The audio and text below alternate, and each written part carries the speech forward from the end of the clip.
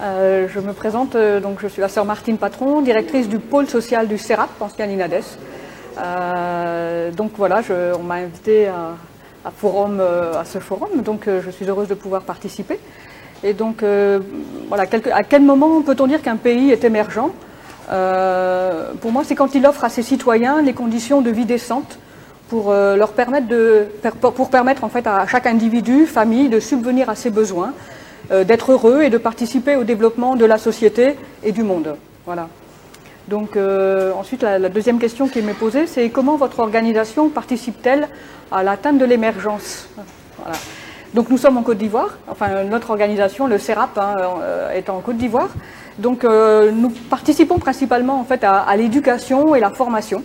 Voilà, donc à travers deux pôles, un pôle universitaire avec licence, master et MBA, donc pour former en fait les cadres de demain qui seront aux commandes demain en fait voilà de la Côte d'Ivoire ou d'autres pays de la sous-région. Donc pour nous c'est très important d'offrir en fait une formation de qualité. Et en même temps nous avons un pôle social pour dire qu'il ne faut pas que la croissance, que l'émergence comment dire laisse sur le bord du chemin les plus pauvres. Voilà, et donc pour que ce soit vraiment un développement qui soit intégré. Et donc nous offrons des formations pour des jeunes analphabètes, déscolarisés. Voilà, et nous formons aussi la société civile, parce qu'on pense bien qu'une vraie démocratie, elle ne peut être qu'avec une société civile forte. Voilà, et donc voilà, et puis donc nous conduisons aussi des actions de plaidoyer, justement en faveur de l'éducation pour tous, de la santé pour tous, du logement décent pour tous. Enfin voilà, donc cette exigence en fait de justice sociale au cœur de la société.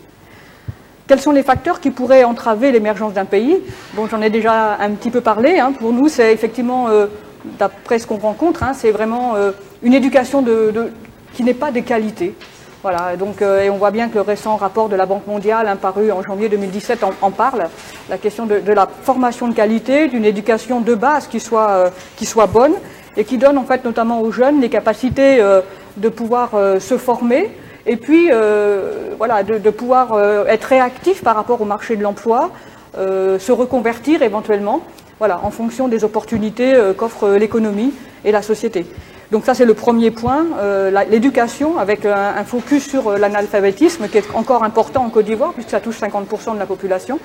Et puis la question de la corruption, qui est vraiment une grosse entrave à l'émergence d'un pays. Et on voit bien que voilà, c'est vraiment un souci ici aussi.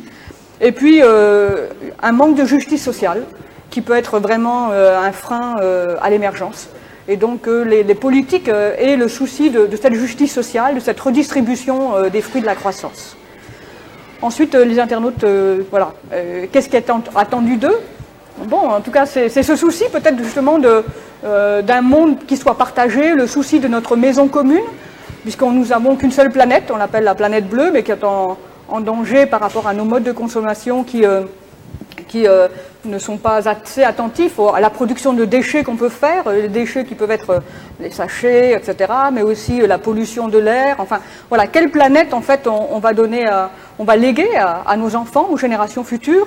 Et donc là, c'est pas seulement, on va dire, les internautes ivoiriens qui sont concernés, c'est bien le monde entier, voilà, les différents pays, pour dire vraiment, c'est un appel pour que chacun ait le souci d'avoir des modes de vie qui soient plus respectueux de l'environnement, pour que notre planète puisse vraiment continuer d'être belle pour les générations futures.